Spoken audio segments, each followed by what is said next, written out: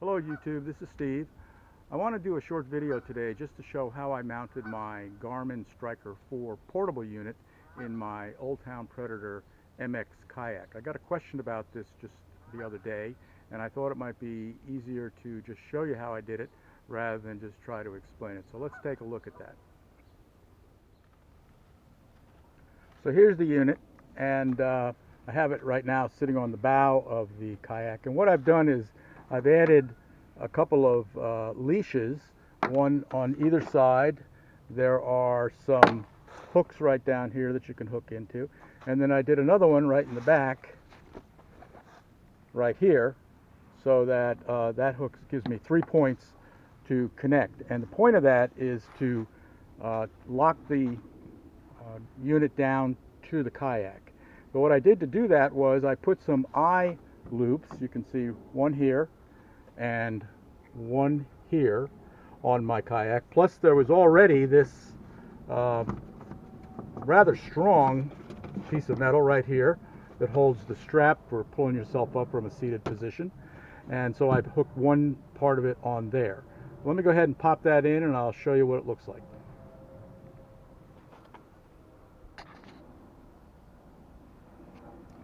Here it is attached, and you can see that I ran one of the leashes here that runs from down here. I ran the one in the back directly over to this bar, which hooks to the strap that I use to pull myself up from a seated position, and then the other one just on the other side. Now the MX has these modification plates on it that you can easily drill into without drilling into the kayak itself, which is a nice feature. But I'm sure that all other kayaks, not all, but many other kayaks may have something similar. If not a plate, you can drill into the kayak directly, but some way to hold it down, so that the point being that it's now in there, and even if I capsize, while it may be in the water and it may be upside down, it's not coming out. And this the base of this unit is so firmly attached to the case that I'm not concerned about it. Now the battery is going to get wet and all that. That's a chance you take. But the unit itself should be fine. When I'm in the kayak, that allows me to put it right between my feet, here and here. And then from my seated position, which is here, the seat's folded down because I'm up on a rack right now, but I can actually reach forward and make adjustments to it, turn it on, change the readings, and so on. Now, in terms of where do I put the unit, or where do I put the transponder? Although this comes with a suction cup transponder, I did not find a way to attach it to my kayak, and I'm showing you the kayak, so that it would be in the water and pointed in the correct direction. So that being the case, and I even called Garmin to ask them, did the transponder have to be pointed in the same direction as the boat? And they said yes. I said, okay, well, that could be a problem. So I couldn't put it on the side. So what I ended up doing is they do give you this additional piece, which I'll show you here. This piece in here, inside the hull. And the transponder actually fits right in there. What you have to do is make sure you put some liquid of some kind. I put water in, but I've been told that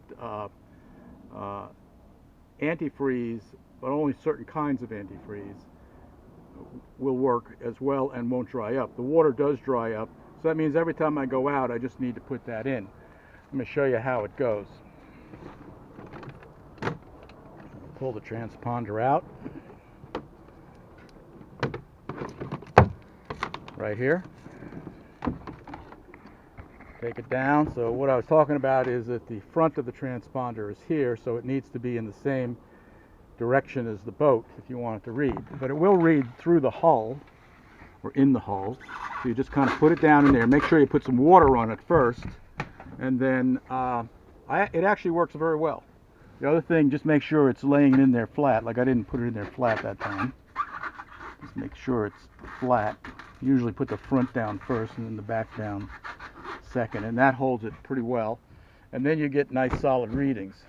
You close that, hatch up, and I'm good to go. And that's where I've used it a number of times. It gives me great readings with the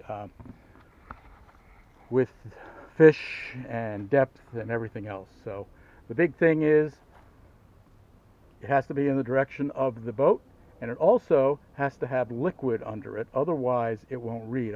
One time I forgot to put the liquid in. I hadn't used it in a while, and I went out and I'm going, why is this thing not working? I even called up Garmin, and they tried to help me through it. They said, well, something wrong with your transponder. Well, it turned out, rookie mistake, I forgot to put the water in. So anyway, that's how I have this thing attached.